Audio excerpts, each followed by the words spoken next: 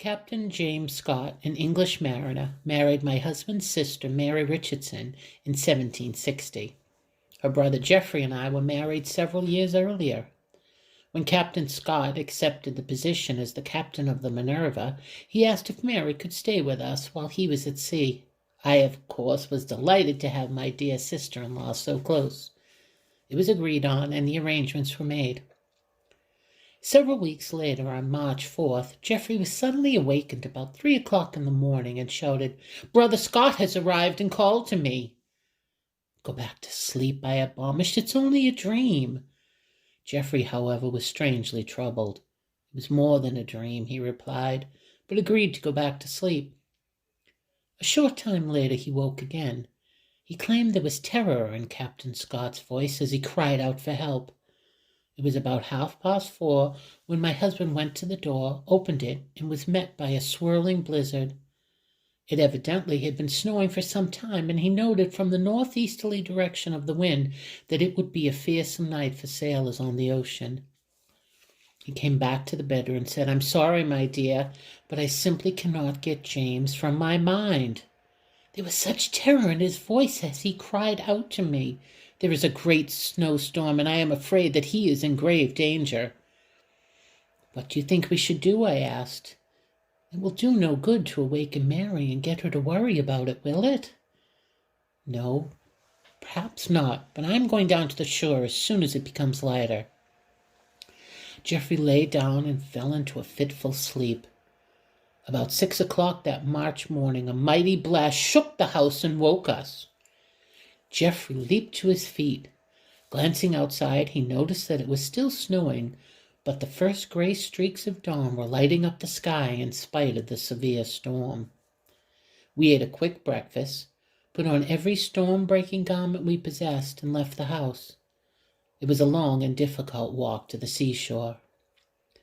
When we arrived, a terrifying sight met our gaze. In every direction, great masses of wreckage were strewn along the beach. Dead bodies were coming ashore mixed with seaweed and fragments of timbers. Other men were already exploring the beach, and Geoffrey approached one of them. The man just looked at us and shook his head. "Not a soul escaped alive," he said with great sadness. "What was her name?" Geoffrey asked. "Her name?"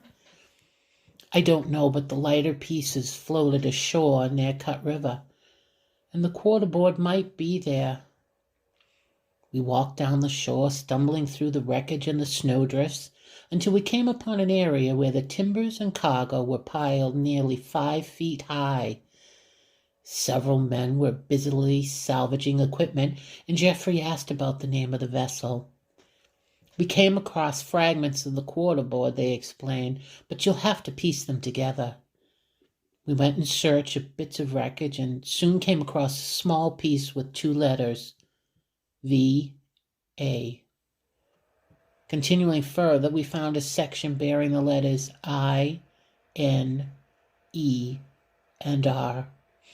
With only the M missing, it was clear the ship's name was Minerva, Captain James Scott's ship. Sick at heart, we walked up and down the shore for the remainder of the morning, searching for any signs of life. When Mary arrived at the scene, we could no longer postpone telling her the terrible news. Captain Scott had been drowned almost within sight of his own home. The 3 of us returned to the house in sorrow. The body of Mary's husband was rescued from the waves at low tide and carried to the church where a funeral would be held. His body, badly damaged, bloated, eyes wide open in terror, could only be positively identified by the pocket watch that he always carried with him. Mary moved to Boston shortly after the tragedy, where she lived out her life alone. She was found one June morning in her rocking chair, clutching James' pocket watch. The memory of that tragic night haunted Geoffrey all of his life.